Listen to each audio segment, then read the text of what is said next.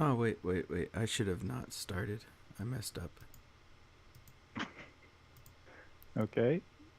But I already hit it, so it's too late. Hello, everyone. Welcome to our anime talk. Yeah, I forgot to set up the What year camera. is it? Uh, Pandemic year 2. give it a moment. Sorry. You'll have to cut it in post.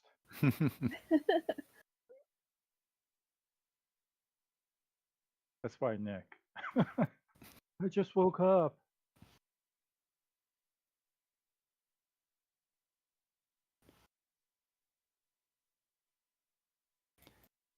Has anyone seen anything new yet? Oh, okay, that's No. fun. No, I haven't.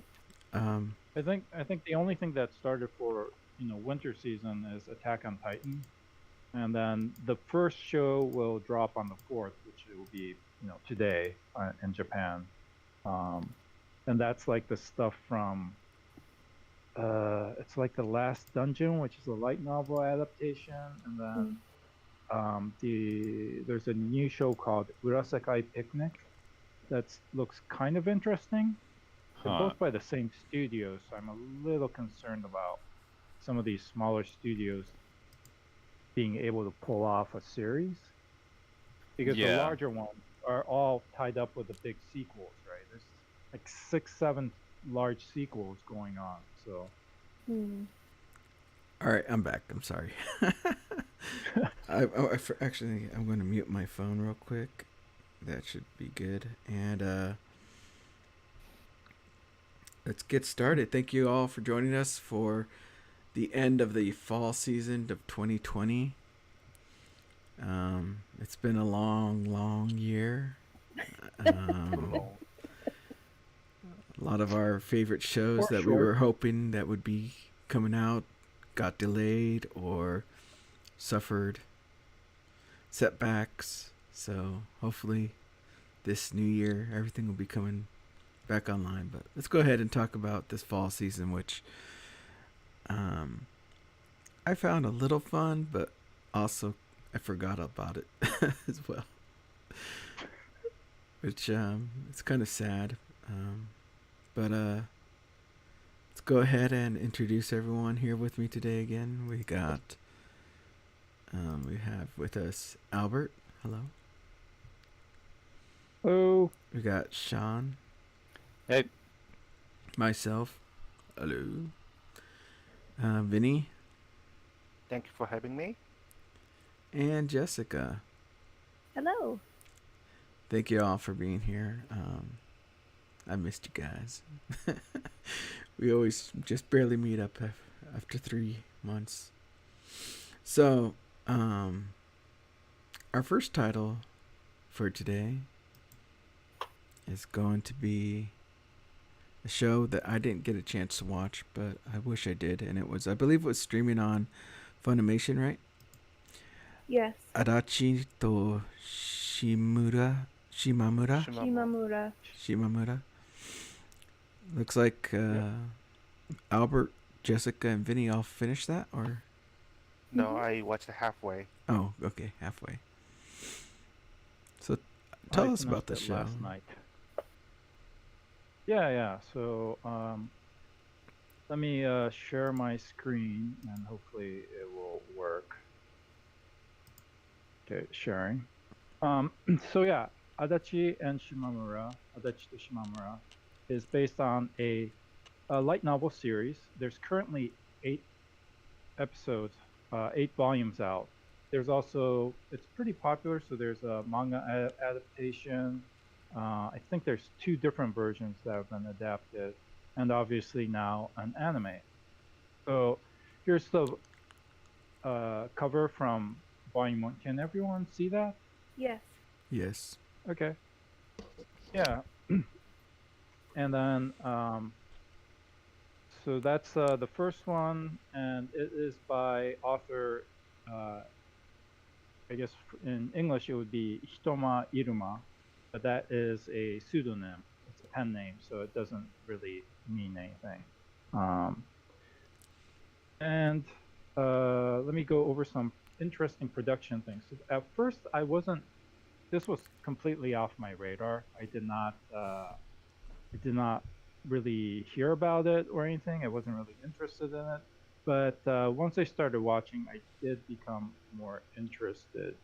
So here's some of the preview artwork that you saw. And Adachi and Shimamura is directed by Satoshi Kuwabara. Um, he does not have a strong record as far as I was concerned when I looked at it. So these are the series he's done episodic direction, but for a series, he's only had I think four, because there's two Yu-Gi-Ohs. So he did Yu-Gi-Oh! Zexal. I'm not sure how you pronounce it. Dagashikashi 2, and then the quintessential quintuplets. So not a strong record, right? Now for something like this show to work, you have to have cute girls. This is considered a shoujo ai or a yuri show, and a slice of life. So you need cute girls. Character designer is Shizue Kanako, and these are some of the previous works. And you might see some similarities, especially to the one at the top there. You'd be surprised that she actually did the character design adaptation for How Not to Summon a Demon Lord. So that was interesting. Again, she's done bits and pieces of this and that, but where she was listed as a primary character designer, these were the three. The one in the middle is Lost Voice, which is on Netflix. It appears very heavily CG animated. I don't know too much about it. So these are some of the initial rough drawing designs that they did. And the show also has to have good voice acting. And for that, they picked two up-and-comers. They've been in the industry for, I don't know, 4 or 5 years. The first one is plays Adachi, who is the blue-haired girl here. That's played by Akari Kito. And these are some of the roles that she has performed. And obviously, probably most famous for Nezuko, although she does not have a strong speaking role in that. Opposite her, Shimamura is played by Miku Ito, and these are some of the roles that she's played. And I don't know. The one on the left is from Bang Dream. I don't watch idol shows, so don't know too much about that. But Nekopara, Quintessential Quintuplets, and Princess Connect Redive. So, and then once I started watching this, the OP, there's something weird that happens in the OP, and then in episode 2, while Shimamura is going with Hino, one of her friends, to a fishing place, this shows up. So I'm like, wait a minute, I've seen this before, right?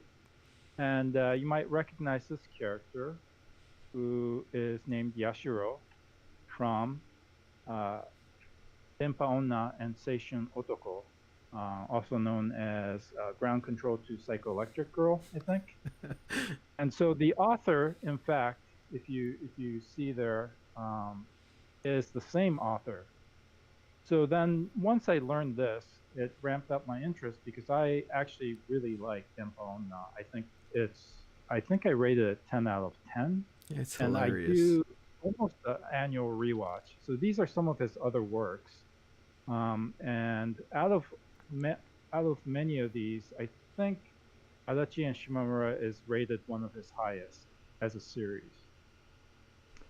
And so, what's the story about? And I'm gonna let Jessica tell you about the story while I run some pictures in the background. All right. Actually, thank you for drawing the link between those two series because the little alien girl was a huge WTF moment for me when they introduced her into the show. It was just, I thought this was Yeah. a slice of life grounded in reality, and now we have a little alien running around. But anyway, Yeah. So the story.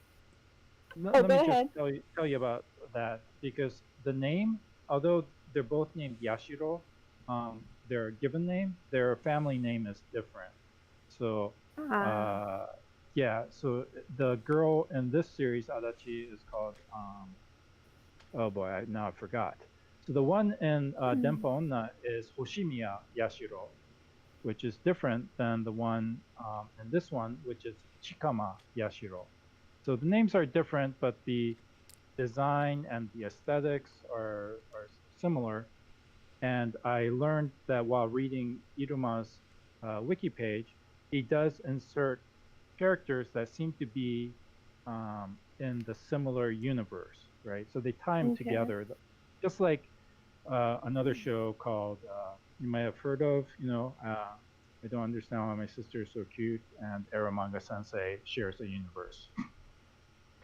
Ah. So that's the tie-in, but I don't think there's a direct crossover, at least not that I know of. But anyway, go ahead. All right. So the story is pretty simple, actually. It's less of a plot driven narrative and more of a character driven one, where it's a character study between these two girls. And both of them tend to cut class a lot, and they meet each other when they are skipping school and hanging out in the upper area of the gym. And they just slowly sort of get to know one another. And Adachi has never really had friends before. So she's incredibly inexperienced in how to navigate that type of a relationship. And meanwhile, Shimamura has had lots of friendships, but they've been pretty surface level friendships. She hasn't gotten close to anyone and tends to keep people at a distance. So that's by design. But Adachi really latches on to Shimamura because she's never had anyone really pay much attention to her in this way before. And just, I don't want to say she's possessive, but she's definitely afraid of losing Shimamura's attention and friendship. And it kind of seems like it's going to escalate into a romantic one, but even Adachi's not really sure how she feels about that in particular. This show's great because each of the girls is a flawed individual. They're still both extremely likable, but they're very, very real. I feel like they they could easily be based on someone that you could meet randomly. Um, so it's just about the ups and downs in their friendship and what they want and or need from each other. And my criticism before Albert kind of explained why the alien was there was that she serves zero purpose at all. So I don't know if later on in the story she's gonna do something, but she's just kind of in the background, messing around, and there for comic relief. She's not irritating or anything, but she's just pointless. Is you could easily excise her from the series and not have an effect on it at all. But I do highly recommend this series because I think it's one of the better Yuri anime out there, and I want to read the light novels very much. Hmm. Interesting. So yeah, the I don't know. There's 8 volumes out, and I think this covered up to volume 4. So there's plenty of material, and I don't know if the little alien girl Yashiro will play any other part, more significant part. She is just kind of there. Mm-hmm. Adachi and Shimamura are also surrounded by Shimamura's friends. Her two besties, kind of, Kind of. are Chino and Nagafuji that you see there. And one's the short one and pretty energetic. The other one is described as glasses, big boobs, and kind of a little slow. So, but there's her friends seem to have a lot deeper relation because they have grown up together. And Shimamura started knowing them in middle school. So it is very, very slice of life. Mhm. but I've read criticism that the first episode just jumps in and that the development between Shimamura and Adachi is not believable. However, in not all the stories are told in a linear fashion, so they do go through different flashbacks, and oh, the day before this happened, and them cutting classes. It's been like 2 weeks while they hung out, playing Mhm. tennis and goofing off and not going cutting class. So I don't think that criticism is valid. Now, if you don't like how they behave, I can't really tell you if that's right or wrong. But it is set in a Japanese high school, and there are things around that are different than from the West. So I don't know how that plays out either, because I don't go to a Japanese high school. So I don't know. Overall, I would recommend this. It is a very slow burn, Yes. and although it moves towards a satisfactory conclusion to the current arc, there's clearly a lot more to tell, and you won't get the satisfaction of a everything wrapped up. And yes, they are a couple. It does not end there. In fact, they're not even sure if that, especially Shimamura. She seems like, Adachi seems interested in me in that way, but that can't be. Nah, Mhm. she's a little bit dense or oblivious about that. Or from her perspective, she's never been heavy into personal attachments, so she doesn't necessarily want that, right? So everything is Right. brushed off. And Both of in them Adachi's are case, yeah, both go of ahead. them are inexperienced. Hmm. So they don't really know how they're sort of feeling around in the dark trying to figure out what they're supposed to do, which is I think good because Yeah, it makes them believable. I thought so. They don't fall into a stereotype, and compared to what was that Citrus, I was just about to uh say that was god awful. Okay, yeah, So and this is not citrus, this is not strawberry panic, it's not Sakura trick. This is more sweet blue flowers Yuri. so like Bloom Unto Where You. what? How would you compare it to Bloom Unto You? Oh, I think that's a pretty apt comparison. Yeah. yeah, Yeah. it's more like that, but it's much more of the buildup because again, they're not a couple at the end of this, and you're not you're not sure if they are going to end up because Mhm. they're both unsure, and this Adachi is clearly the one that's more interested in her as a couple, as a partner, but she doesn't know what that means, so Right. she is skirting around the entire issue. So would you And say it's it's not. more like a soundophonium? Like I don't No. think so because this show doesn't have that huge emotional payoff that Bloom Into You has, or that Sound Euphonium has with the competition. It just is putting their little relationship under a microscope and following them along as they muddle their way through it.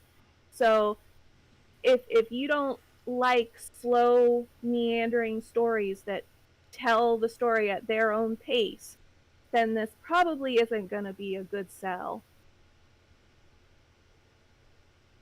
Yeah, I I do. kind of found it refreshing because it was just different and felt so organic.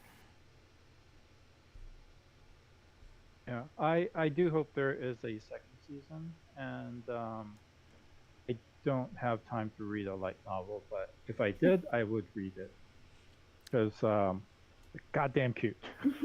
so is it? Do you know if the light novel's being published in English? Yes, the first one Uh, came out Yep. in July, I believe. Who's publishing it? Uh, I want to say Yen Press, but I'm not sure. Or Yenon? Yeah, Okay, let me take a look. I'll have to take a look and see if I can find it up. English is Seven Seas Entertainment, Oh, my mistake. Hmm. at least for North America, it looks like, and they must mean, yeah, it's North America.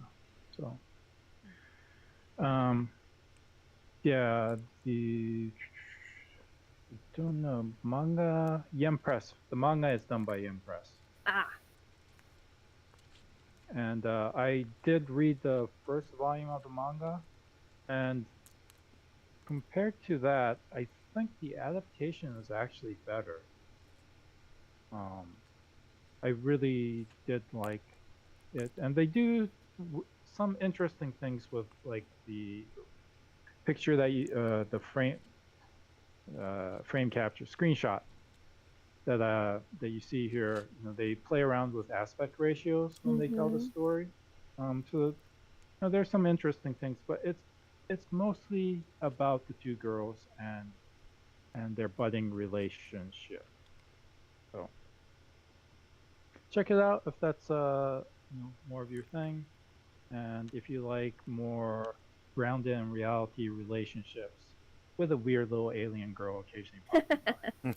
So would you say it's a Uh, slice of life comedy, or is there any like heavy romance that makes you like cheer up and like, oh man, I can't believe something like that happened? no, The it's side couple kinda has that, but you have to really squint to see it. So I would say no. Mm. yeah.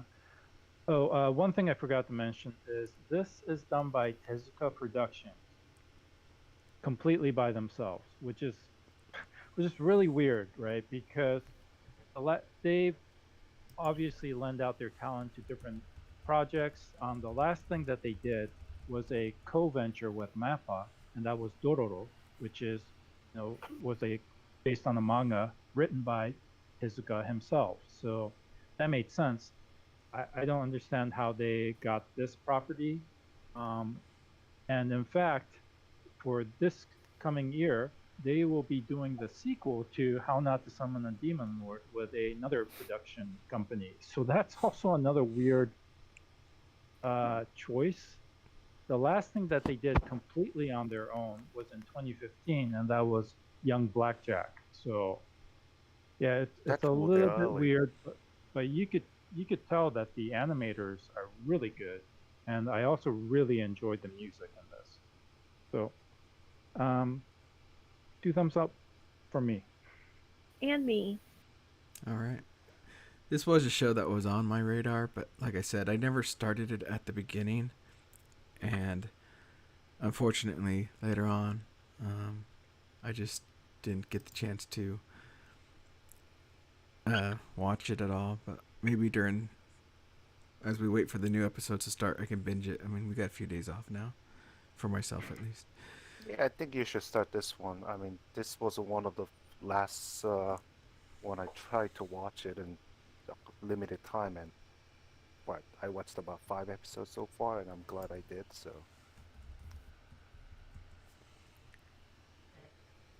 So, no, as we were here just talking about the different types of Yuri and what it can compare to, there was another Yuri esque type of show, right? That came out. Yeah, yeah, Oh, there And was. oh, and I see what you're doing. Nice segue there. yeah, so we have if I can get this on there. Assault Lily Banquet, which was done by Shaft, and it was That it's not banquet, dude. oh sorry. oopsie. That would be a whole different kind of show. But yeah, so this is by Shaft, so it was really fun, really interesting. Um, I was going to binge watch it, but I fell behind. I got up to at least episode 7, Mm. and so uh, let's go ahead and maybe start with like, why did you drop it, Jessica? Um, it just seemed so garden variety, and there wasn't really anything. There wasn't really a hook for me, and the way it kind of ogled the girls was a bit off-putting, especially because they're all high schoolers and stuff. And Oh gosh, what was the name of the monster too? It was really lame. Huge. Huge, that's right. Yeah, the huge. Oh no. And so I'm just okay, so here we are at a school and they're fighting the fighting girls and they have their weapons and they're fighting the bad monsters. Okay. Been there, done that. So it did not impress me with its banality, I guess you could say.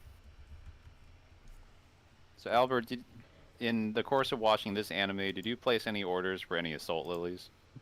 Did it cause you to purchase any? Yeah, no, I managed to avoid So that. what I'm So, hearing is this show is a what you- complete failure. Basically, yes, yes. So for those of you who did not watch our preview, like I don't know, 3 months ago, basically, um, Assault Lily is based on a series of doll figures, 1/12 doll figures from Azone. So this is Azone's um, website. There is a English button, but if you click on the English button, it basically takes you to nowhere. It shows you like their lineup of the dolls that they do have, which range from everything from 1/3, which is huge, right, to 1/12, and they have different varieties. And one of them is called the Assault Lily line that you see here, and it is a combination of figure and doll. So on the 1/12 scale, what you have is plastic head and hair, whereas if you look at something like the 1/3 scale, the hair is actually constructed to be like hair, right, with artificial fibers and such. So they have, apparently it's popular enough for they've made changes. This is version 1, this is version 2, as they make improvements in the doll technology, which mostly has to do with articulation and posability. And this is version 2.5 currently. So if you can click on any of these, and then you'll see what the girls look like with their, let's see, let's play. With their weapons, with their outfits. So the outfits are made out of cloth, and that Bazone used to be a doll clothing manufacturer before they got into actually making the dolls. So this Assault Lily line, obviously, because of the popularity currently, they also made a full 1/6 scale, I believe, model, and that is what you see here with actual, hair and interchangeable eyes in the doll. Now, story-wise, this is not that great. it's not meant to be, right? So you have the main girl, the purple hair, not purple, the pink haired girl, main girl, right? In a magical girl series. Yep, Her I see name is bootleg Riri. Madoka there. Yep, yep. And then her onesama, which is the black haired girl, Yu. Get it? So their name crossed is Yuri. Yuri. Yeah, Right. that's about the level of So work. bootleg Homeward. That's what I'm seeing. That's what I'm seeing and hearing. However, I'm not sure when the franchise actually started. So their the manga and stories came out 2020, and I think the doll line was before that. When did Madoka come out? No, it was before that. So yes, 2011, I possible. believe. Because that's when the earthquake Okay. happened, right? Oh yeah, right. So yeah, it's not that great now. However, as Tank mentioned, this was produced by Shaft, and most of the big name talents from Shaft are doing other things or have left the company and all that. However, I will share this, and there are moments in the series where you just go, wait, why is it so good? Right? So hopefully this will play. It's a clip from Sakugaboru, Mhm. and you can see Yeah, we're seeing that it.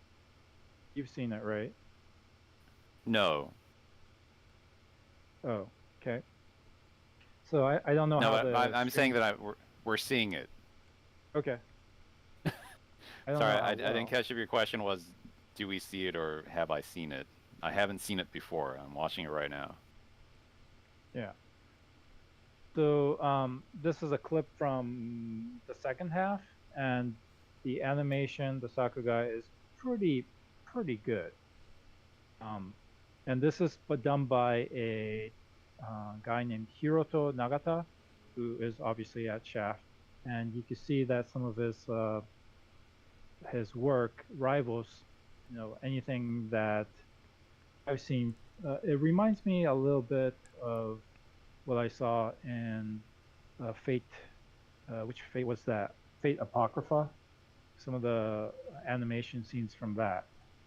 But anyway, overall, I this is very niche. I would not really recommend this to general public, and it's not that great. There are brilliant moments here and there, but the story is weak, and the characters, there's way too many of them to be able to develop them properly.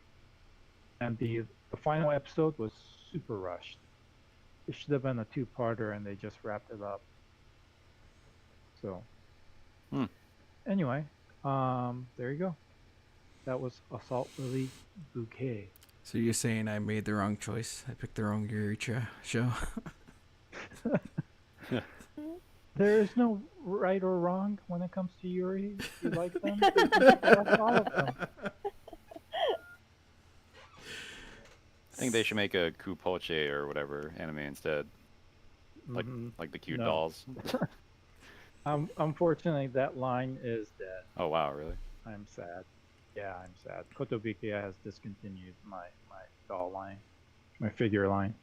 So that's okay. I have my I have my 1/12 dolls I play with. So there you go. Nice. Yeah, so I only skimmed through like an episode, so I only needed to see like a few seconds of it to know that I didn't want to watch the rest of it. But like on one level I hate it, but on another level I kind of respect it because it's basically the modern form of GI Joe or Transformers. It's just like we're gonna make this cartoon, it's gonna sell these toys, and that's that. Yeah, but the toys were already there, right? So it's a little bit weird too. But yes, it's an adaptation. You can adapt manga, you can adapt light novels, Hmm. you can now adapt doll lines with fairly basic storylines that don't really hold up to scrutiny. They also have other doll lines that they could do the same if it was successful enough. So there you go. So I only got halfway through it. I think I got to I watched episode 7 just before the stream. And Are you gonna finish it? well, I mean, I'm already halfway past. But Ah, the sunk cost fallacy. all right, I'm past the point of no return, so I just might as well just finish it and just get it over with. I gotta admit, that Dude. the Shaft name is what drove me, and also the fact that it's a Yuri, into wanting to watch this to begin with. And I'm not, I wasn't, put off by how the characters just resemble the Madoka characters or anything like that.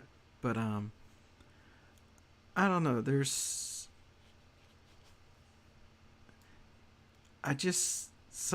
Some of it just kind of irked me, but overall, I thought it was at least enjoyable, just as something I could just have in the background and play when I did watch it.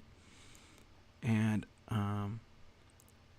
I admit it's not going to be like that Adachi, where I'm probably going to sit there and actually pay attention to all the dialogue and everything that's going on. Because this one, the dialogue didn't really seem all that important in this show. It's mainly just One-sama You could run it in the background. and stuff like that. And when the action does happen, then I can like, ooh, what's going on, and have some fun watching that because their action scenes are really, really exciting. And but other than that, just I don't know. If I wanted something super yuri, I would just watch Sugar Trick because that show's at least super hilarious.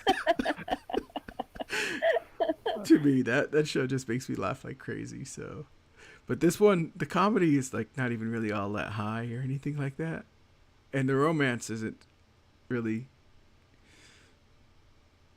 it doesn't trigger me or anything. Going like, yes, these two should be together or anything like that. So, that's my thoughts on that show.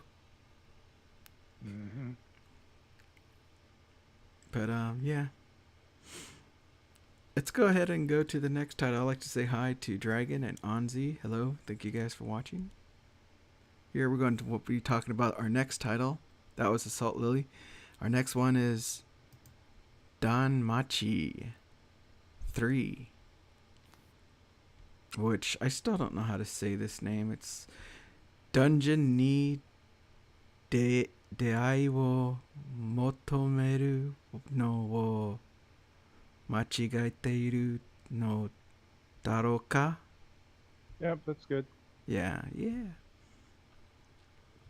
So, yeah, and it looks like not many people watch it. How far did you get, Vinny? Out of curiosity. I went up to about 4. Okay. I actually forgot about the show as well. And then I just binge watched like the last half of it. And I gotta say, it wasn't that bad. It's just more of Don Machi, but I've noticed quite a change from this series compared to the others. One big thing, if you think back about Don Machi, the first season, is that it had like about 4 different arcs within the season. You know how Right. and I can understand that with them, introducing the characters and who the familias are and everything like that. So they had these separate arcs to separate everything, and then even going into season 2, you had like it was kind of split into 3 arcs as well, I would say, which is with the last arc being the shortest, which was, I think only spanned 2 or 3 episodes, while the other ones were quite longer. But for season 3, it seemed like the whole season was taken just with this one whole arc of what happened. And I also learned by watching this website, I think they call it OreAni News. He goes through and tells you a bunch of stuff that they cut out and missed within the light novels. And I learned that the last arc in season 2 was cut heavily short, and a lot of info that was in that book that they kind of skipped was a lot of info that set up season 3. And because like they talked about in that arc, I guess, about monsters that were stealing armor and stuff from adventures and things like that, which kind of set you up to what was going to happen here in season 3. So Right. for people, spoilers, Belle is out there in the dungeon. I think they're on like the 21st floor or something like that. And it's a place where Belle hasn't been before. So as he's exploring with it, he gets lost and he finds this monster girl that can speak and looks, Very humanoid. yeah. So On surface level, it seems like this is another season where Belle end up with another cute girl from God knows where. Second season was this foxy girl from the Far East, and now all of a sudden this dungeon where you're supposed to slay all those monsters turned out to be there's a species that can actually talk and understand human, and I'm like, as I was starting to watch it, I'm just wrapping my head around. It's like I knew where this is going, but come on, it's like could it be a little bit less predictable?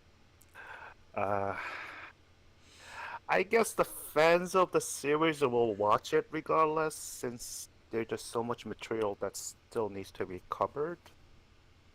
But I don't think anybody who hasn't watched the first season or played the mobile game would want to just jump into season 3 and try to make a sense out of it, because it doesn't really. And as you said, the parts that they cut out from the light novel really doesn't help, because had they added some of that as an OBA, that prelude that leads to season 3, that would have been helpful. But season 3 just kind of dropped you right there and really doesn't make much sense, especially if you remember what happened at the end of season 2, because it's just completely separate arc altogether and you don't see much connection in between. Yeah. So I don't remember much of the end of season 2. It was kind of forgettable for me. I just remember that it seemed really rushed, and I was like, okay, that's interesting. But Well, I think the first half of season 2 was actually more rushed than anything. The season 2 started out with Bell's Hestia's guild ended up taking over Apollo guild and the houses and what have you. Then the second half turned into the whole that the fox girl who's about to be turned into sacrificial lamb, and Belle, of course, jump into there to save the damsel in distress. And I thought that actually, lengthy-wise, I thought that was pretty fine. I just didn't realize there's so much material they had to cut out, to actually fit into it. hmm but season 3 was, like I said, it was interesting because the whole season was its own entire arc, and it brought a lot of new questions to, and also a lot of trouble to Bell. Like, now that he knows monsters can talk, now he's having troubles in the dungeon. Like, what if this monster is like the same as me? And he has trouble trying to, and conflict with his feelings on if he wants to fight these monsters that could be like the new monsters that he met that can talk. And we also get a lot of look into the guild and how that's run, and the guild master, and it does do a little more world building for how everything came to be and stuff, because it talks a lot about how the guild and how they ran things, and how some of these other characters play parts into this whole world. But it's mostly, if you're, I swear the show, it's getting really crazy. But if you're a Don Machi fan and you've seen the first 2 seasons, like he said, you're probably already watched this 3rd season. So if you haven't seen anything that you liked within the first, or even quit in the second, there's really nothing more in it for you in the 3rd, I would say. No, it doesn't really add anything new to it if you are not a fan. And if you're a fan, you'll probably just watch it, partly because you already watched through season 2, so might as well, keep going, or you just like the series enough that it keeps you motivated to keep on watching. Guess there's really no gray area with this series at this point. I'd like to say hello, Nick. Thank you for joining Hi us. there. Hey, Nick. Did you watch Danmachi 3? I have. I'm currently filling out my sheet, but if I could do my obligatory greeting at this time of... That's a watermelon Mountain Dew. Kind of rare. Oh, is that new? Yeah, I think they're like, I don't know if they're exclusive to Walmart, but that's where I found this one. But yeah, I think they are. Anyway. We're sponsored The by hell- Mountain Dew. wait, No, just kidding. Your introduction of the watermelon Mountain Dew brings into question of what the hell is Mountain Dew? Like, what is its base flavor supposed to be? It's citrus soda. I don't know. But I also have a zero sugar one for later. Huh. Same flavor. Yeah. Diet. Apparently, it just launched. January 2021 is when Watermelon Mountain Dew will be introduced. Oh, really? Well, I found Yeah. it in not January. Actually, it was, no, I think I had it in December, but that's not a big deal. Anyway, so yeah, I have watched Don Machi. I actually kind of am in the camp of like I'm not a huge like Don Machi fan. I didn't play the mobile game. I will say that I think season three kind of actually brought something unique to the mix because it wasn't just this like I don't know if I should call it like a shonen type anime or not, but a lot of like the battling action shows are pretty formulaic and are pretty straightforward, whereas Don Machi, um, as you guys have probably been discussing, really kind of added something new to the mix in this season where I will kind of like not a huge spoiler or anything, but like he the protagonist of the show is kind of portrayed as an outcast for a point in time, and I know like that's not new to the shonen genre, but just the way that they kind of implemented it and like the twist that was brought with that kind of the dynamic of normally monsters are bad, but some of them can be good, and like having this affect the whole like paradigm of the show of normally like who cares about this new type of monster because like we don't want to convolute this like age old system of go into dungeon and kill monsters. Like it kind of seems like it's very weird with how political it's trying to be when I don't know if it like needs to because like a part of me just kind of wonders like I guess I, oop, sorry, hang on one second guys. um be right back. Okay, that's okay. So we Yeah. we had a comment on our on the chat talking about how they watched season one and they thought it wasn't that bad, but the spinoff lost them. And I think they're talking about the Loki family spinoff with Ainz. And Yes, that Oratoria. yeah, so that actually, if you watch Don Machi just by itself, you don't have to watch that Sword Watoria. It just adds some more information about like how things are seen from the Loki Familia or from Ain's point of view, because all of that stuff actually happens. Most of it happens before the first season of Don Machi, and then it starts catching up to where Don Machi started. But instead of from Belle's perspective, it's from um, Ain's perspective, and it continues on. So a lot of that stuff that's happening in the spinoff, um, some of it isn't really important, I would say, because you still get all the information you need by watching Don Machi. But it is kind of fun to see how it looks from another perspective and how scenes got to a certain place within the show. So if you were put off by that, I wouldn't say um, not to watch the show, because that in itself, it's like kind of like the what is it, Railgun and Index series, right? How they have the whole sisters arc where you have it from Tomo's perspective, and then you also have it from um, I can't remember her name, but Beady Beady Mikoto. Mikoto's perspective. So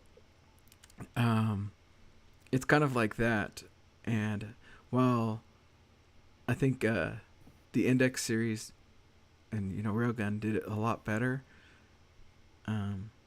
it's kind of what they had going there with Sword Atoria, you said, and Danmachi.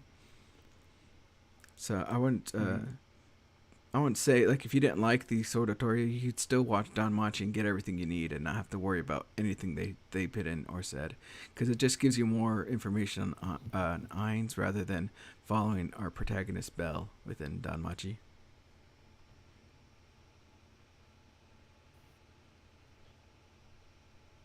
But yeah, I was back. Just to try to wrap up what I was saying, I did kind of like how, like the show, it kind of had to worry too much about like what society thought about this, and they wanted to like keep it in the shadows, and they were very concerned about just like being transparent and going mainstream.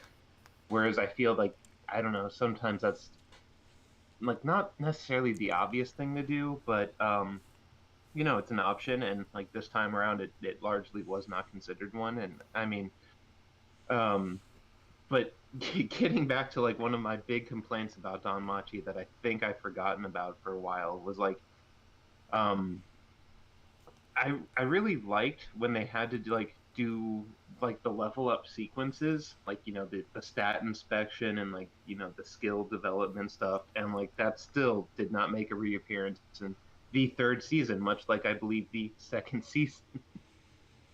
They showed a little bit in the second season,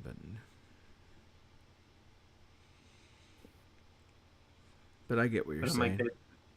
Like, I don't know. It's like I've always kind of wanted them to return to like to building the intrigue to the story via the occasional messing around with that. Like not all the time, but it just feels like such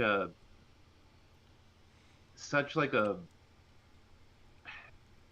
I don't know. It's like you invent this like, and I don't know if the story like in the non-anime, if they do actually reference that that level up sequence a lot more than the anime has chosen to depict, but I wouldn't know because I don't usually go outside with the anime. So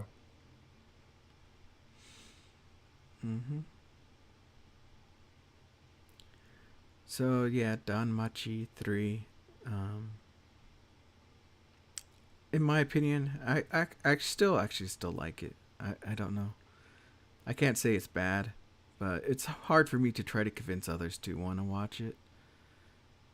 Um, that's all I'll say, because like I'm invested in it. I'm probably gonna watch anything that they release, and at least with how they're doing it, I still enjoy it. So it's not like it's a total flop or it's a disaster. And it did get some tears out of me, I would say, at the end. So they still have a good drive on the story going on, and but yeah, overall, I wouldn't push anyone to watch it, but I would say if you've already gotten past that, season 2, season 3 is a big change, and I think actually it's a little bit better than what we kind of saw in season 2, because it looks like they took the time to tell a single whole story rather than splitting up into the separate arcs, like I said.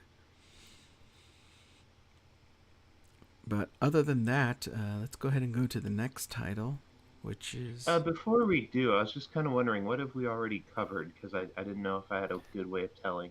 just the Yuri titles. Yuri. Oh, okay, the two of them. Yeah, like I see. Assault Lily and the not so Assault Lily. Yeah, I did see both the ones in question, so I just wanted to know. Yeah, so next up is, let me see here, Ikebukuro West Skate Park. Yeah. So I talked about this a bit last time. So I'll just provide like a quick recap that it's about, Ikebukuro, which is a district in Tokyo, and it follows like the non-college educated urban working class. And like the circumstances surrounding that lifestyle and the sort of pseudo gangs, like kind of sort of unions but not really unions. They're kind of like half gang, half unions that that sort of make the fabric of that class. So so already it's like portraying a world that I knew very little about. And so the reason I watch this is not because it's some sort of tour de force of storytelling. It's not. But the subject matter is really interesting, and to sort of illustrate that, I'll give you a quick synopsis of every episode. So episode 1 is about tracking a synthetic drug dealer, and it's an introduction to these like pseudo trade union gangs in Ikebukuro. Then episode 2 is about a restaurant that abuses its workers, and the restaurant even goes to the extent of like hiring like street punks to terrorize the workers, but then the gangs get word of that and they fight back. Episode 3 is about the hustle of a Japanese YouTuber. Episode 4 is about like It's an old taxi driver. So the premise of the show is that the protagonist is kind of like this 20-something so-called troubleshooter. Like he's kind of like a gang detective or something. He just happens to have a lot of connections, and he knows people in the police. He knows people in all the gangs. He knows and sort of like other weird interest groups. He has all those connections, and he can like prevent gang warfare and stuff from breaking out, or he can just like solve little interesting problems. Like people will come up to him. It's like, I heard you're a troubleshooter. Can you help me solve this problem? So the taxi driver asks the protagonist to investigate the death of his son, who was a gang leader. Episode 5 is one of the standout episodes. It's about Chinese migrant workers in Tokyo and the sort of foreign policy and the politics and the gangs that sort of like the all these like things that sort of form the circumstances that work for or against them. And like that was a really interesting episode. Then episode 6 and 7 is about like inter-gang warfare, and then like 4 episodes of this show are actually devoted to that, and they're the least interesting episodes to me. Like they're fun to watch, but the premise is usually the same, where it's like someone on the outside of the gangs have an interest in sparking some sort of war where they, for their own benefit. So it usually involves like false flag attacks and stuff like that, and then the protagonist has to come in and then sort of solve the mystery of like who's really perpetrating these attacks. Episode 8 is also a standout episode. It's about like a single mother, and sort of like what it's like to be a single mother, and like she gets manipulated by a con man. She like something she does gets her in the local news. It's kind of hard to explain, but it's like this. It's a really interesting episode that ends in a very unexpected way, but in a way that seems very real and like researched. Episode 9 is about the gangs try to keep the peace while anti-immigrant protesters and counter-protesters threaten to clash in the streets. Episode 10 is a standout episode. The protagonist tries to mediate some restorative justice. Like, I don't know if you know what that is, but in a street crime incident. So he brings in the attacker and the victim, and like has them they meet, and they try to like they sort of learn about each other, and they like come to some sort of understanding and resolution. So that's also like a pretty good, that's also one of the standout episodes. And then episode 11 and 12 is more about it's again about the like gang warfare stuff. So I don't really know like where the reality ends and the stylization begins for its portrayal of like these pseudo union gangs. Like I wonder like how prevalent that is. Like, is that really a thing? Like I posted that question. I posed that question to the internet, and someone responded like, yeah, that actually does kind of exist. And even the Yakuza kind of started out that way, of like these were the underclass of Japan kind of like banded together and like formed a gang, and that was like the proto Yakuza. So overall, would you say that it's worth watching this series? Because your description has really intrigued me. Yeah, like the show has its ups and downs. So if you just want like the good episodes, it's episodes 5, 8, and 10. Okay. The rest of the episodes are worse than those. But it's not a bad show. I was entertained through like pretty much all of it. I mean, it's clearly popular because I'm looking at their wiki page, right? And the genre is mystery, because it's based on a series of novels, or I'm not sure if it's light novel. It doesn't say light novels. It says shousetsu, so that's novels, mystery novels, and currently 15 volumes out. And it was someone's new work. It won the new work award. And after its publication, it became so popular that there is a live action TV series. Yeah, There's a comic. I've heard some people say offhand that the J drama is better. Oh, really? You know, I Interesting. can't like, I don't know about that, but that's just what Right. I heard from one person. Yeah. Apparently, there's even a musical. So, uh, Huh. yeah, that's what it says. Okay. TV drama, comic, musical, and now television animation. So, Got that West yeah, Side Story. it does sound interesting, and like many of these types of stories, a grain of truth in there makes it that much more interesting. So it wouldn't surprise me if there are things that most people don't really see or recognize about these gangs or immigrant communities that are just below, right? And the way they have to struggle, and some of the way they're brought into the country to work these menial labor jobs, are borderline nefarious. Let's just say some of them are not exactly kosher. So it does not surprise me that something like this would draw attention um, to those people, I guess. So yeah, thanks for covering that. It does sound interesting. I'll put it on Yeah, my. I felt like I saw a shade of Japan that I've never seen in anime before. Is this one Yeah. streaming on anywhere? Uh, well, I downloaded it, but I think it's on Funimation because Okay. I talked to my friends about it, and I think I remember them saying, "Oh, it's on Funimation. I don't have that Crunchyroll or whatever." It's licensed by Funimation, and oh my god, the studio is Doga Kobo. Yeah. I mean, don't Wow, expect, alright. the best of Doga Kobo. Sometimes you see them bring it out for like a fight scene where it gets like very, I don't know, Sakuga-y in that Doga Kobo sort of way, but most of the time it's Yeah. just like a very mundane looking TV anime.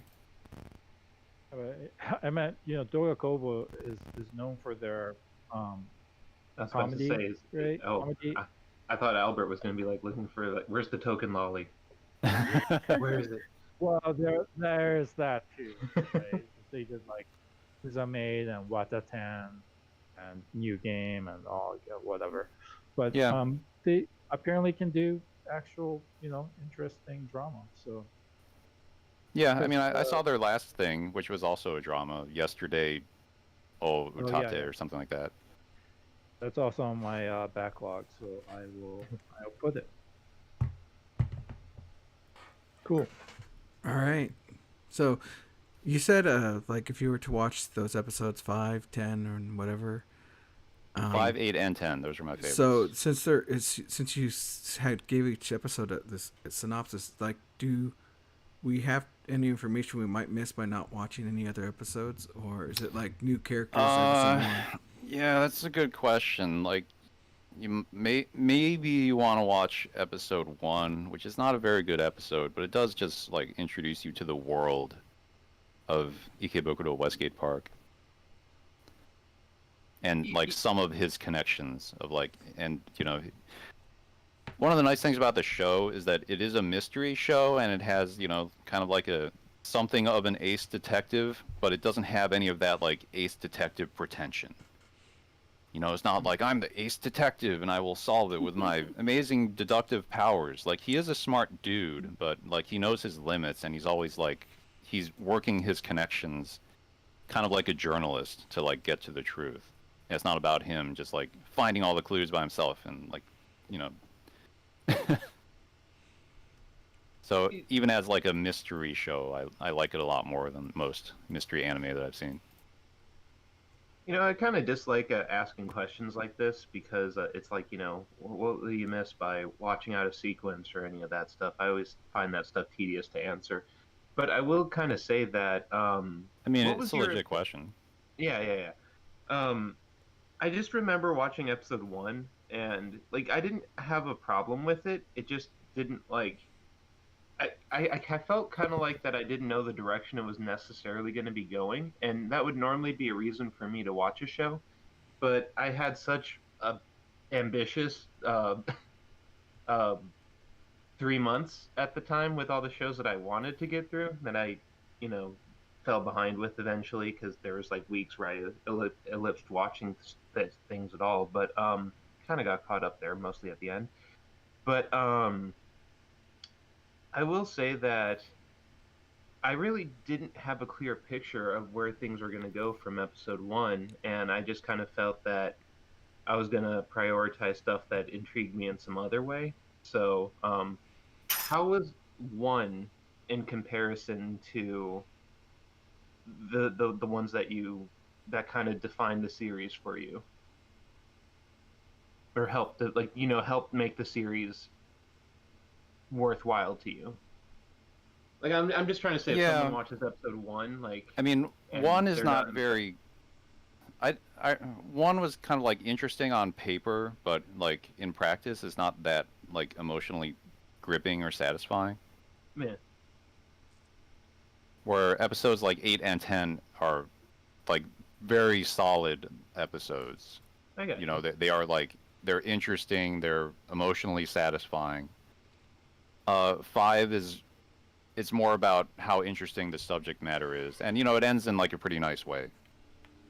I get you. Yeah, I just wanted to know because I'm like, if episode one failed to kind of like grip me, as I will definitely watch this show. I just wanted to know, like, generally how compelling are um, the other episodes. Yeah, I mean, when I saw episode one, I was like, well, this show doesn't seem that good, but the subject matter is unique, so I'm just gonna watch a few more to see where it goes, and then I watch the whole thing. I got you. All right. Well, thank you. All right, so thank you, Sean. That was Ike something. I lost the title. Ike Bukuro? Ike Bukuro Westgate Park. That was EK Boo. Go watch episode 5, 8, 10. Yep. So, sounds somewhat interesting. I might have to check it out. I did find it on Funimation, so it's there.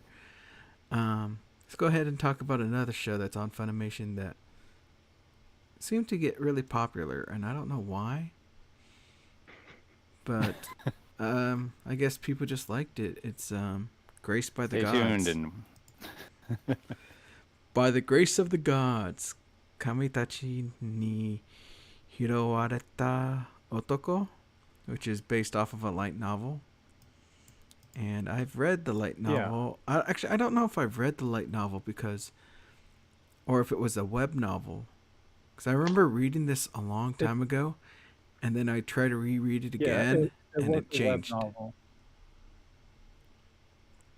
So the basic, the background is it did start as a web novel by the author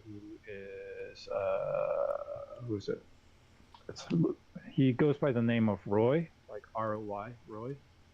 And once it became popular and he had a chance to rewrite it, it's kind of like the Sword Art Online thing, but he did a much better job apparently. So he he had a web novel, and then partway through he stopped and then started rewriting it. It got picked up and is now, a light novel series. There's 9 volumes out.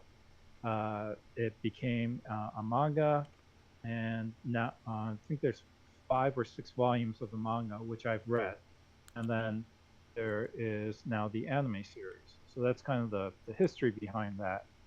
And as many of these, this is a isekai. However, Truck-kun does not make an appearance, so there is that. Truck-kun has no chance to get to him because the dude dies in his sleep from sneezing 3 times and hitting his head, causing an aneurysm. So that alone is a pretty interesting way to die, I've got to say. But the main character, let me see, hold on. Ryoma? Yeah, main character's name is Ryoma. I'll just share this. Here's the site for his revised edition. And you can see that it's got chapter 1, blah, blah, blah, chapter 2, and it covers not chapter, arc, I guess. So as far as I could tell, it covers up to the end of 2, and he's written 3, 4, and 5, each of them longer.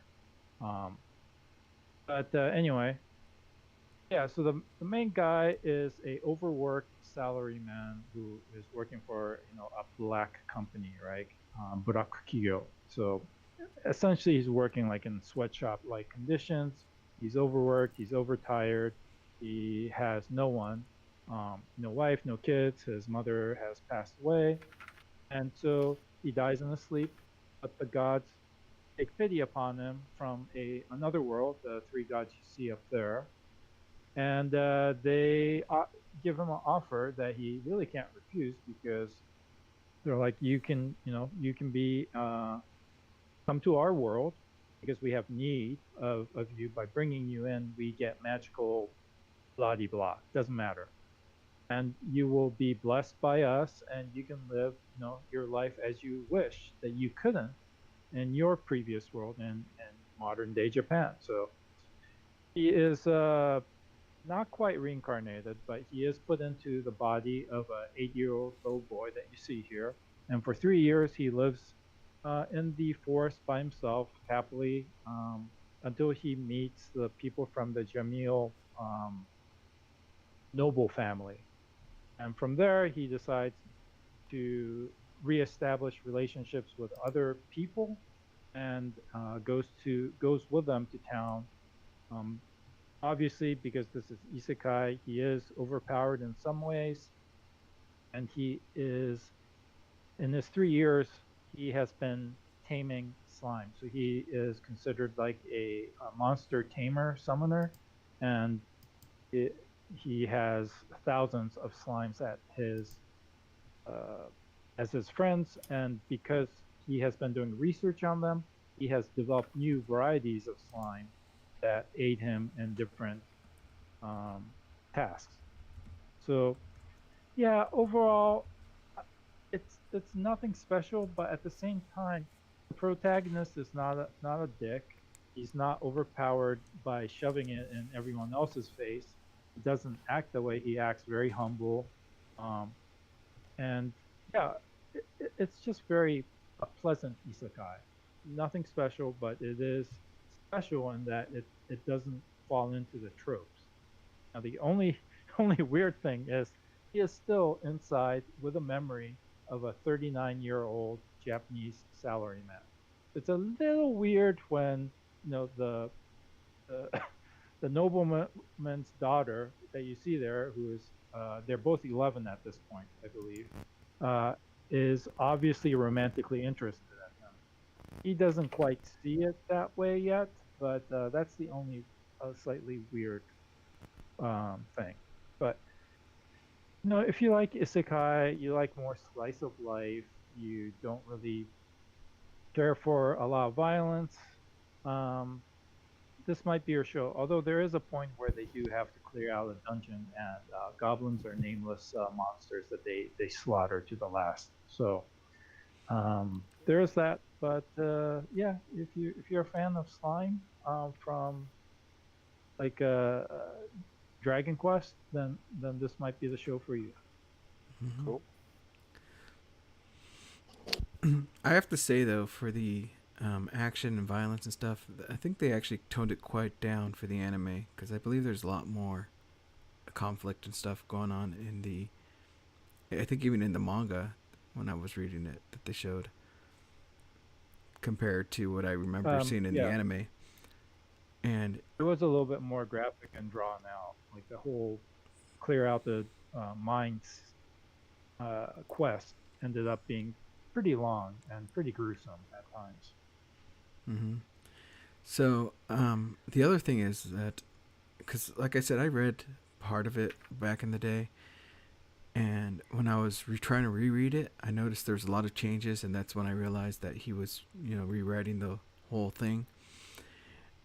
And some of the changes I like, some of them I didn't like, but there's some things that I felt that they left out that I kind of wish they would have kept in to show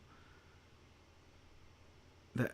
To me, it seemed very impactful and very interesting, but they didn't even show in the anime or sometimes even in the manga. And like one of those scenes was like when he went to the Tamers Guild. Now, like before then, in the anime, he was already somewhat talking normal, but in the book, he was still stuttering. He didn't know how to talk. He couldn't um, utter coherent sentences. And when he went to the Tamers Guild and how the guy talked down to him and how the guy was acting towards him, it reminded him of his past life and his boss. And that's what clicked him into all of a sudden learning how to speak. And that's why he also speaks proper, because it reminded him at that time being in the work ethics and everything. So that's why he's always has that very polite speech and everything. And they kind of cut that out of the anime. They just show him just gradually going through, and now he can speak normal. Which, I mean, it's not a big plot point, but to me, it seemed like something that was really interesting, really cool. How he got to that point because of that memory.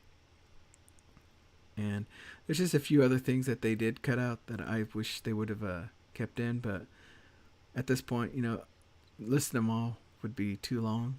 But I would say definitely give the light novel a read, because there's a lot of interesting things that they add and information that they kind of keep away in the anime to, I guess, to save time. But I believe J Novel is the one that has the rights to this as a light novel. So if anything, you can read parts of the first volume, I believe, on their website for free. And also the manga does a really good job of telling the story as well. So if you don't know if you can get into this anime, I would say pick up the manga, and you should be able to judge based on that if you want to continue on with and try to watch the anime, because the anime, I think, did a decent job. And also, if you like cat girls or the kimono mimi, right, whatever they call that, characters, they got quite a few of those in here too. So it's not all slimes. You got the cute kimono mimi girls as well.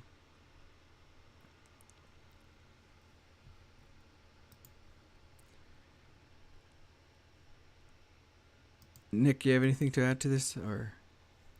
No, I largely agree with what was being said.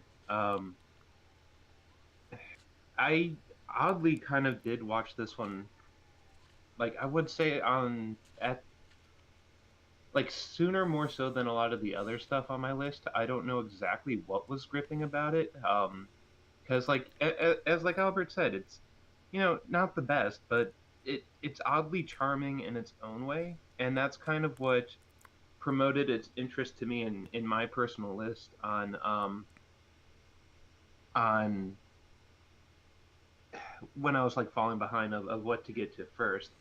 But I think it could just be because of that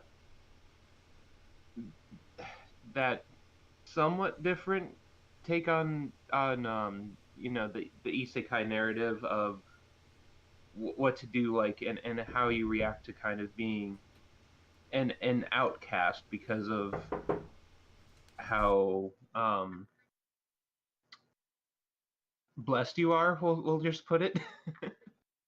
But yeah, I really did enjoy the show, and I kind of liked the fact that the protagonist of the show was this, black company worker gone small child again, as Albert commented on.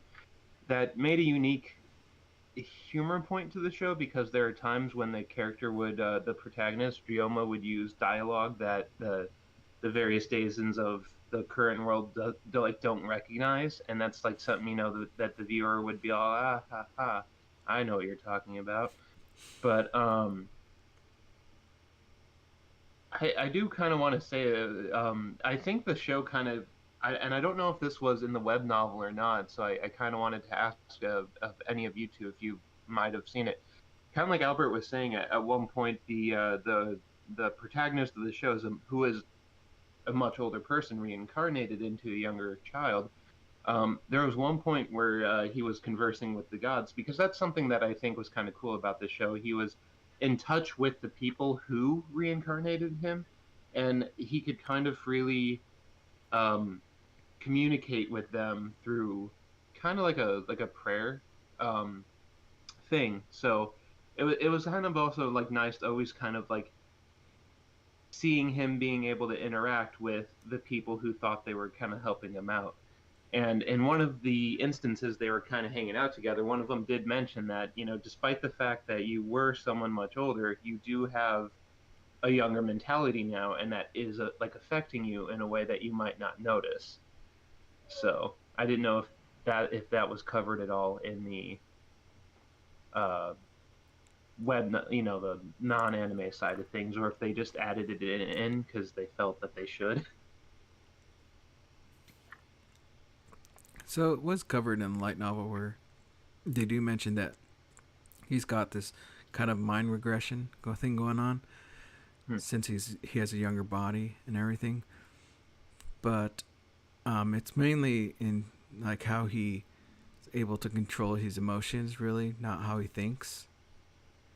Because he still has that older mentality, but he's not able to, hide his or control his body to mask himself from things, as they kind of talked about when he went into the Merchants Guild, right? Like it said, the girl's like, I can see it in your face, and he's like, well, I thought I had a pretty good poker face by now, but because of that age regression type of thing, he doesn't have full control. And also, one other thing that kind of you guys brought up was like that I thought was interesting about the show is that was how young he is compared to a lot of the other isekai shows where they're either already teens, like 15, 17, and here he started at the age of 8. And although the show takes place mostly when he's 11, he's still fairly young, and you kind of do forget about that at times. You think he's at least 17 or 16 by the way he conducts himself and talks and does a lot of the his business, but he's still, this small child. And I think that's another thing that made it somewhat interesting. But I do have to say, one thing I hate about the show is how he's kind of like the guy from the smartphone show where like he makes he makes these discoveries, or he brings some stuff in and he just shares it like willy-nilly, like. And I don't know if the anime did it a lot, but I know in the books he always did it like, oh, I made this waterproof thing, oh, that's so wonderful, I want one, okay, here you go, and it just. That's why this is. Yeah, this is why it's still on the light side of things, because that kind of heavy thinking about how he's impacting, the overall economy or civilization doesn't come into play. So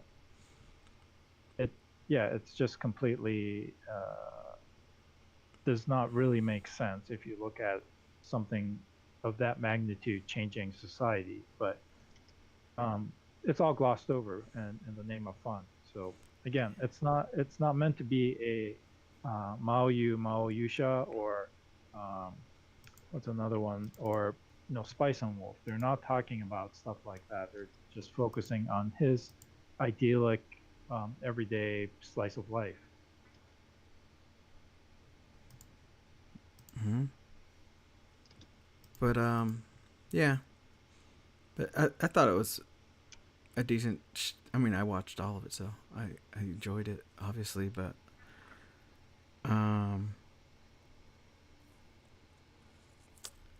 like I said, I would say some people watch or read the light novel. You'll find some of the extra information kind of fun. But other than that, let's go to the next title, which is, what did I put on here? Oh, Mahoka, the irregular at Magic High School. season 2. So I don't know if this is continuing on. I didn't see any new episode dropped because I know the first season was 2 core. So I don't know if this is supposed to continue on as well. Let me actually check real quick. Oh, it's only 1 core, I guess. So this one whole core was actually just one whole big arc. Like the first season was 3 arcs placed into this whole season, which was his introduction to school, his the 9 schools competition, and then it was Yokohama, I think it was called, the Yokohama incident that happened. And then they also released a movie, which I don't know if it ever made it to DVD or Blu-ray here. I ended up watching it once with someone that they had downloaded, and it was actually kind of subtitled poorly, so a lot of parts were mistranslated and stuff, and it's kind of hard to follow. But going into this new arc, I still really enjoy the show, and I'm kind of saddened that not many people watch it or are into it, or at least no one really talks about it. And but it's one of my favorite animes, and although I don't watch the whole series over and over again like some shows, there's a lot of scenes within this show that I'm always constantly going back and rewatching and just having fun with the show quite often.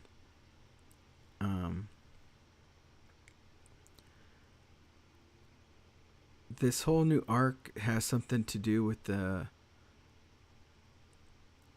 believe they call them phantoms that appear in Japan, and they came from the United States, and so the United States sends their secret operatives over to Japan to help try to collect these phantoms who used to be part of the military in the United States. And Angie Cyrus, which is one of the main, or like the strategic class magicians that they call them, was sent over. And it revolves around her and her interaction with the main cast of the magic school. And it was really fun and interesting. And while they did tone down the whole Onisama thing, which I believe drove everyone crazy within the first season, with a sister brother relationship, although they toned down the whole name calling, I think the Miyuki, I believe her name was, kind of went up a rank in her obsession, which is kind of crazy in some of the scenes. I don't know if you saw that, Jessica. Like, how far did you get, Jessica?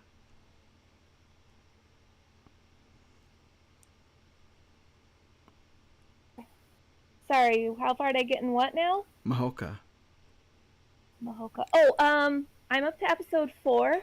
I do plan to continue it. Just behind on everything. Okay, that's okay. But did you think that they kind of toned down the whole Onisama name calling? But because I remember first season that was like a big thing. You know, I couldn't say for sure because I absolutely detest Miyuki. So every time she's Onisamaing, it bothers me. I'm super triggered by it. So I think any Onisama is too much Onisama. But I will say that they put a lot of fun things going on in the first few episodes. Like episode, I think 1 through 6 were some of the most interesting within the series. After that, it kind of toned down for me, and what was going on, and then it started picking up back again in the last 2 episodes.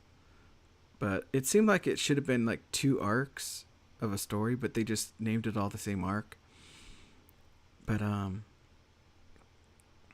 Yeah, it did kind of change at the end there. yeah. So, but I don't know how to say it. I would say I still really enjoy it, and I would recommend it. I want to recommend it. Is what I want to say, but I don't know how many people would actually watch it.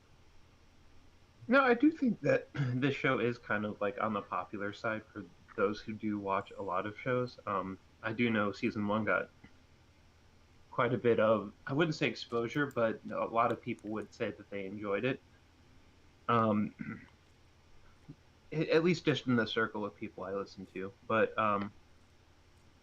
you know, it feels like so long ago that season 1 kind of came out that I guess I somewhat looked forward to it because it is one of the series that I remember like splurging to buy on Aniplex because you know it came out on Aniplex and it had the Aniplex price tag with it. Um, but like at this time, I really can't remember exactly what charmed me to the show. And I will say, while watching this new season, I do remember being particularly impressed with the episode 1 introductory. It actually kind of like I forget, like I know what Tank was kind of like saying with the movie, where to me the movie wasn't a strong addition to this franchise, if you will, but episode 1 of Mahoka 2 kind of plays out a lot like a movie, in my opinion. It just had a lot of, um, I wouldn't say impressive direction, but as far as like as a gripping first episode, there was like, I forget if it was a double feature or not. I think it was only Sigfrida this season that did that. But I like how it introduced a lot of the characters. I liked how the aesthetic that it seemed it was going for, and I really thought I had a lot to look forward to going into season 2. And season 2 for me is kind of like a weird mixed bag of mostly enjoyment on my part because it shows us a lot. I think the enemy that was quickly revealed for season 2 was intriguing. I do kind of like the angle that it provided. Um, and I did like one of the developments that happened later in the arc a lot. I just figured it just seemed like they had a perfect chance to have this character who had become like a permanent part of the cast, and they would kind of integrate it into the story a lot more than they did. But who knows? That might be for season 3. But the resolution of that arc was kind of interesting, and then it kind of wound up very quickly with a small arc at the end. But one of the things that were kind of impressive was their ability to kind of display a little bit more about how how the ability of like the protagonist character kind of works. Because it I remember season 1 was really selling the fact that he was a technically smart like dude, like he's someone who could basically program. He's a programming whiz, and he's really good at making these macro like spell tools for his classmates to use, and he's really good on the R&D side of like this CAD magic element. But like him himself was not able to manipulate a lot of magic, and he had to make up for that in that he was typically low scoring because of his to have sheer like magical torque under his belt, so to speak, with his highly optimized way of doing things. And season 1 kind of, or season 2, sorry, really showed a lot more how he views the world and how he operates. And that's something that I've actually found enjoyment of. But I have a hard time comparing this one to season 1 for that matter, because season 1 had like a lot of, it took a lot of place in school, like that's it was kind of like a school show where he met the other cast of characters, and it was all about the escapades of what they were doing around school. And season 2 is kind of like the stark opposite, where it's like these guys are still in school, right? Which is good if you don't like the fact that anime has a lot of school settings. But this one definitely, like, school was kind of like the mingling point for the characters, and much of the content of the show happened outside of that. So it interests me how it completely kind of like contrast with the first season, but I still do enjoy the show, and I liked the elements that they focused on, and some of the things that they introduced. I just kind of wish they played with their elements a little bit more towards the end. So I get what you're saying. Like the first season, since it was mainly about introducing the characters and who they are, it took place mostly in school because that's where they spend most of their time. While season 2 more focused on the conflict and everything that was going on in the world. Yeah. So they kind of moved away from the whole school setting and went into more of the real world and what was going on around there. But I do have to say, which does make me wonder how like further content is going to go, if it's going to strike a better balance or be as tilted like one way or the other. But yeah. So I have to say, I did read the light novels to this arc, and I don't know if I ever finished it because I don't remember the ending of it. But I do remember Angie Cyrus in the arcs I was reading. And I have to say, especially for the last part of this season 2, there's so much information that they left out, and I don't know if they'll bring it up into the next season because it looks like they did set up for next season of like who certain characters were or some characters that were mentioned in the light novel. Because like at the very end we are introduced to a new character, and you can kind of see the surprise on Miyuki and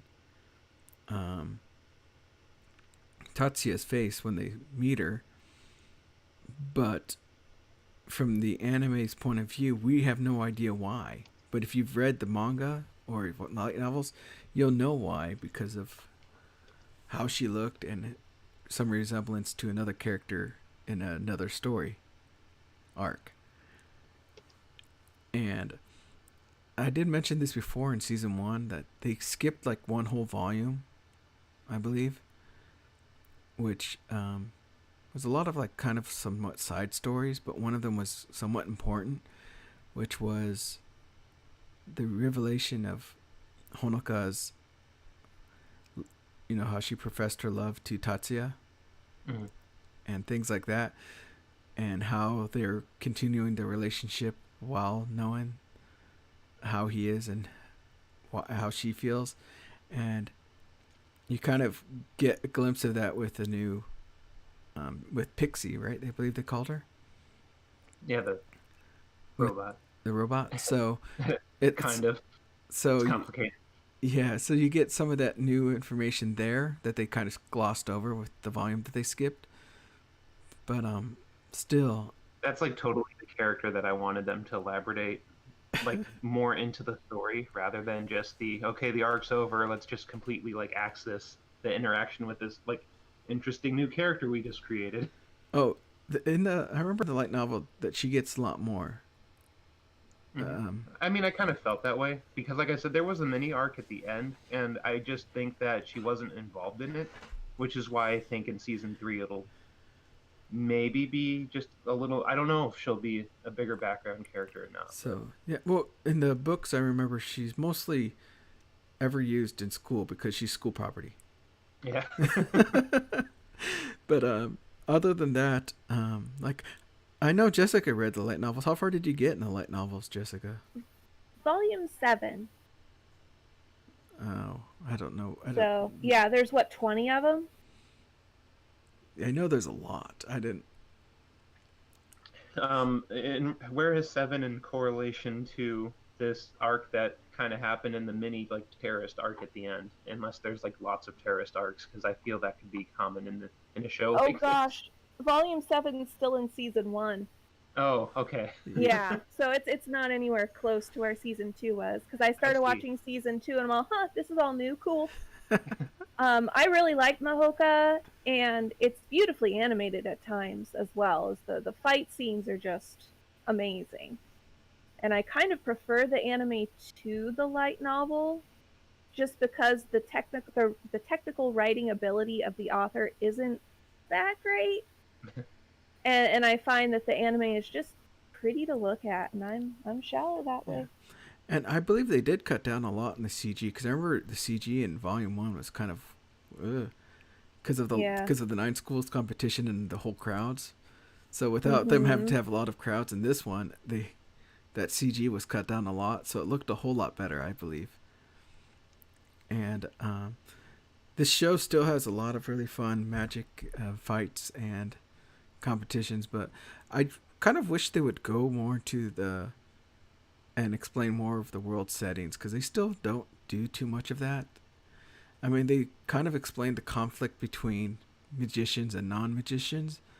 Yeah, that's kind of what I was gonna say. Not to like hijack what you're about to deliver there, but in season one, we see such a school setting that we don't actually even like comprehend that there are like, what are non-magical people doing in this world with people who have this talent? Because we've seen the vast abilities that this manipulation of magic grants to the masses, and it seemed like most of humanity had this, but season two did specifically hone in um, on groups of people who are against like I don't know if there was literally an anti-magician one, but there was like this really extreme activist group on magician rights and how you know how I guess like how more specially they should be regulated in respect to them being magicians. And I don't mean like preferential treatment. It's more like because like the terrorist angle in the second arc was more of like an anti-mistreatment because of how prominent magic is in society. But like again, we don't have much to go off of because they kind of like introduce this ordeal, and we don't really have a broad sense of what the like how common is magic in society, and like what is it like for people without. We've seen that dynamic a lot in these shows, and it's so weird to have a show like this just kind of tease this premise and not explain itself that well. But anyway, I hope I didn't jack you too hard there.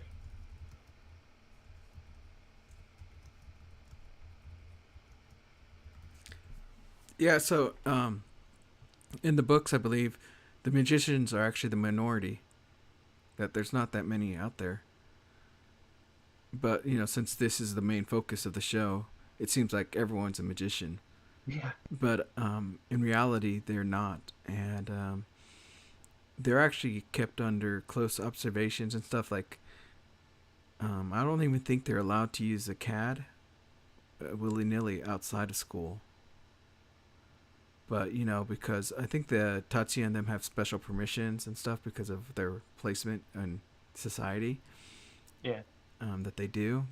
I can't remember too much about it right off the top of my head. I might have to reread the books again. But yeah, that's what like I said. That's why I wish they would do some more world building and let us know what's actually happening around in the world. Because like even some things that you don't might not notice, but they kind of mention in the book is like how Miyuki dresses at home. She's always dressed very light clothing and stuff, and that's actually looked down upon within the society. Like you don't want to show too much skin, and so she always at home would wear less, and it's kind of the reason why she did it is kind of stupid and strange, for her brother and stuff. But I'm waiting for a certain arc to be animated, and I don't mind if it's an OVA, but I believe it's of their childhood, because I think that's a very important story in the development of Tatsuya and also why Miyuki is the way she is and stuff. Like the manga is really good. I love reading that arc, and it's so much fun. But they haven't even animated it, and I wish they would.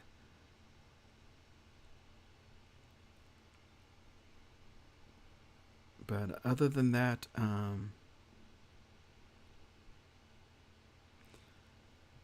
Well, I have nothing else to really say about the show except for it's been out in a lot of different places. I believe the first season's been on Netflix. It's also on Funimation. I believe it's on Crunchyroll. And so it's everywhere, so it's easily accessible for people to get and watch. At least the first season.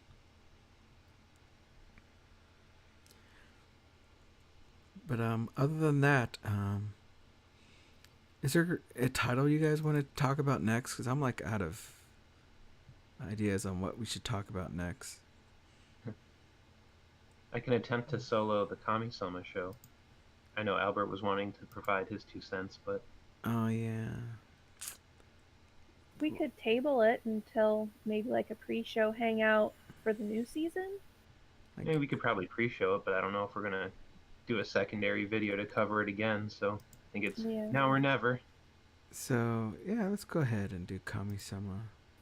Or actually, let's do this show because no one else has seen it except for Nick, so Nick can talk about it. And it's also super popular amongst people that I know in Twitch. Like everyone's always talking about it. Oh, have you seen this? The show is so good. The show is Mystery awesome. title to me currently. Yeah. Everyone's So watching well it. produced battle shonen thing. So you know, it's Yeah. always gonna have. It's gonna be at least somewhat popular. What is this? Jujutsu Jujutsu Kaisen. Oh, I was kind of thinking when Sean said that, but I was like, how was Sean keyed into what we're going to be talking about? Because everyone's always mentioning this show. And, oh, have you seen this latest episode? This episode's so good. And everything. Yeah, I've seen episodes 1, 2, and 13 Jeez. because there was some Sakuga name attached to 13 that was like, well, I gotta see this one. I see. No, I think I got to. I know I haven't finished it. I got like probably up to episode 11. I don't know how many episodes are out. Because I was kind of binging it a little bit. Like I watched the first 3, then I watched the next 4, then I watched the next batch last weekend. But then I think a new episode came out, so I'm not 100% caught up. Looks like it's gonna go 24 episodes. So, So I think it's still running. Yeah, I think it's a 2-core. It's 24. Yeah, the next episode is January 9th. So yeah, I could lightly cover it real quick. I'll just say that it oddly feels like a show that that one animation studio, Period or whatever, would love to have. Hero, yeah. Yeah. And I'm not saying like at the animation talent. I just mean like it just seems like one of those. It's definitely not your run of the mill. This is set into a society where very few people are supposed to know like about like curses, if you will, like the more demonistic side of magic. I do think that in this world that the author created, magic doesn't really exist, but there is it all exists under this broad realm of curse, and that's how you get your possessions and your demonic like beings that kind of haunt and plague people. But at the same time, there's this like the system of curse energy that can be implemented into technique. Yeah, And, it's like Asian occult stuff. Yeah, like like adapted into a battle very shonen thing. exorcist driven kind of show where a lot of the characters are actually exorcists, and there's this interesting kind of like this dark twist on a lot of the stories that it implements. So I think it's animated by Mappa. They did a really nice job with the combat scenes across like the whole show. I think that was a big gripping factor for me. And what complements the show so much in a world of like endlessly somewhat positive anime, like your anime is pretty much driven by positivity for the most part nowadays, that it's interesting to kind of have this mechanic where it's like, well, people manipulate curses, but to fight them, and a lot of the scenarios that you encounter are not like ethically challenging, but just kind of overall.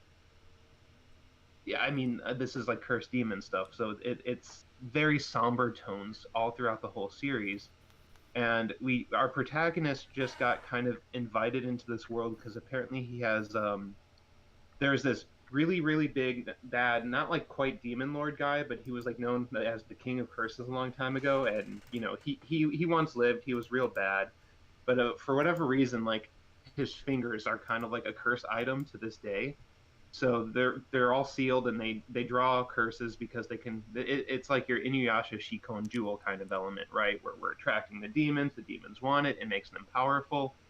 Um, but the main protagonist of the show ends up consuming one of these fingers that a demon was after, thinking that that'll keep it out of his hands for sure.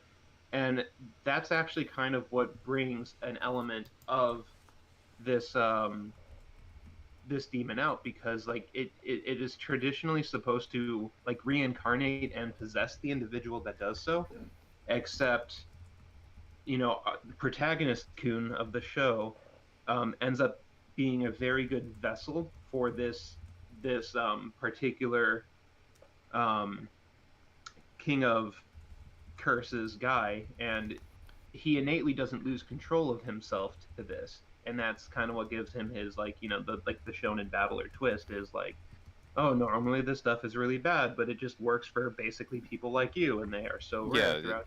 he's the boy of destiny because he can Yeah, contain the demon inside. And but like at the I mean, same I haven't time, seen he's enough of the treated show as to like know, a like, well, does time that bomb. allow him to like power up or something?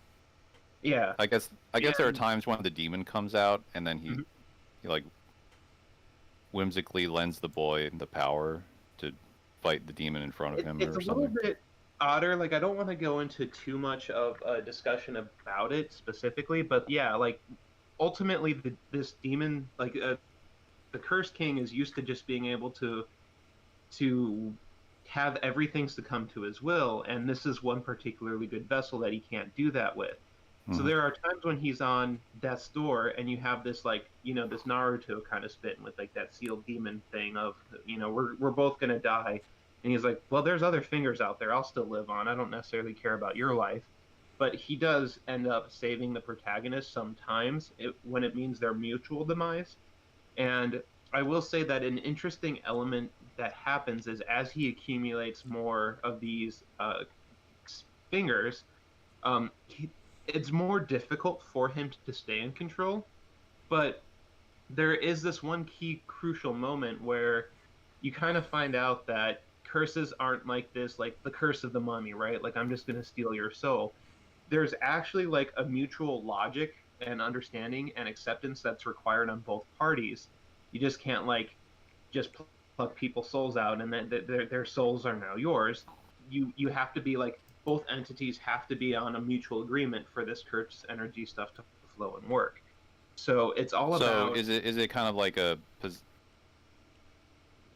like a possession thing where it's like the person being possessed has to have the will to be possessed, and then they allow the demon to enter or something like that? In this particular case, as I said, the demon lord guy, Cursed King, was not used to not being able to exert his will.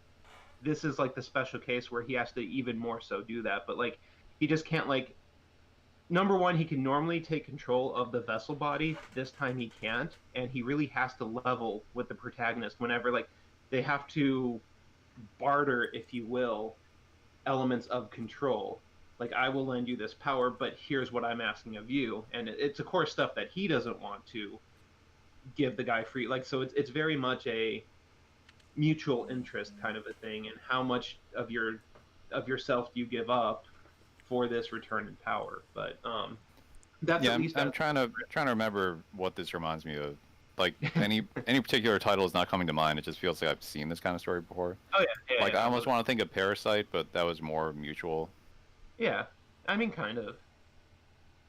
But yeah, it's full of interesting characters. It's full of nice combat. The scenarios are unique enough because of the overall dreariness of the subject matter, if you will. So there's lots of reasons to watch the show. I'm quite enjoying it, and I could probably provide a better outlook on it once it ends.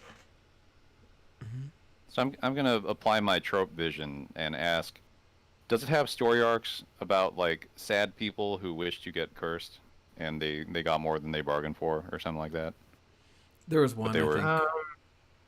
I mean, arguably, I can't say that they wanted to. The one of the more recent arcs that just ended, there's a character who was much like the protagonist, just kind of brought into this world. He met this cursed being who could freely manipulate the shape of people through literally tangibly touching their soul. So that was kind of like one of those cases of the demons just strong enough, like people don't have to agree to it. And he was really tampering with the shape of humanity. He was turning them into very curse-like entities, and also just like a lot of time shrinking them down to this little vial-sized thing so that he could remanipulate them into a weaponized something else later. Hmm. And he ends up this cursed entity ends up kind of not mentoring, but like there's this rather angsty kid in high school, right? Who's getting bullied on, but he doesn't necessarily care. He's not like it's not that he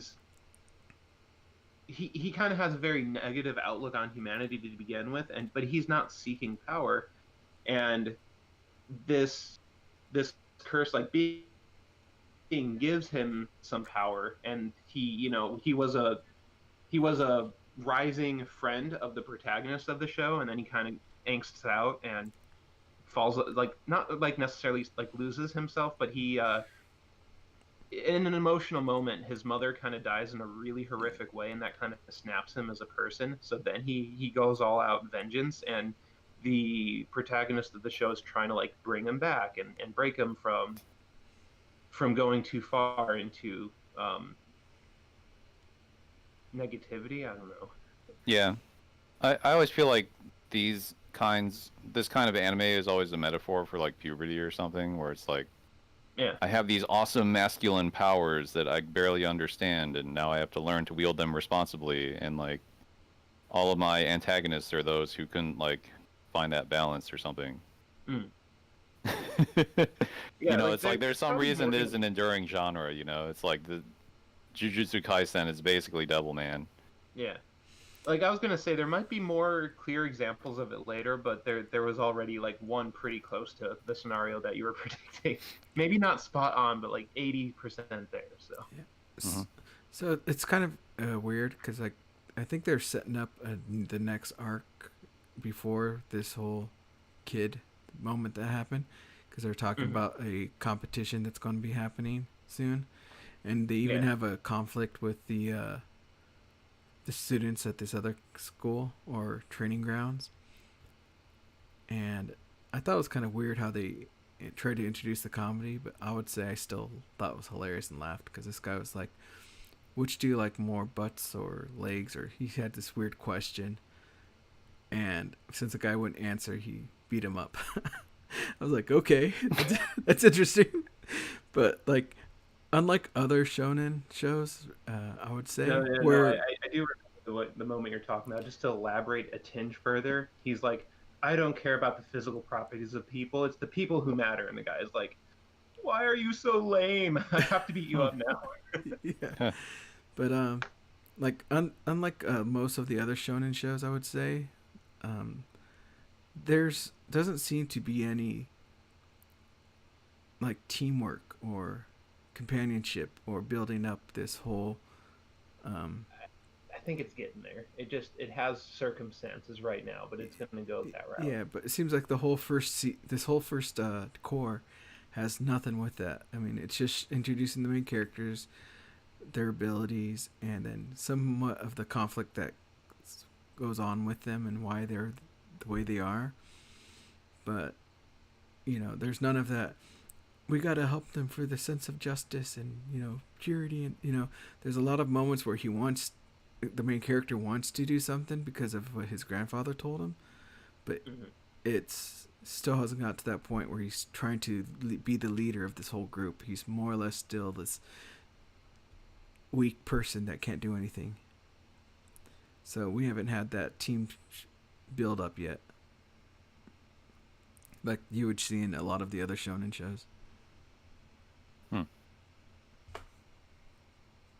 Yeah, I think it's just the way that this show kind of was because they had to bring the main character up to speed really quickly. And long story short, his friends actually believe him to be dead right now as he's being brought like hidden away from his friends, and he's given his techniques that he needs to basically be worth like it's like, hey, we have to basically Spartan train you because you're about to get thrown into all this stuff, and you basically just started, like a week or two ago.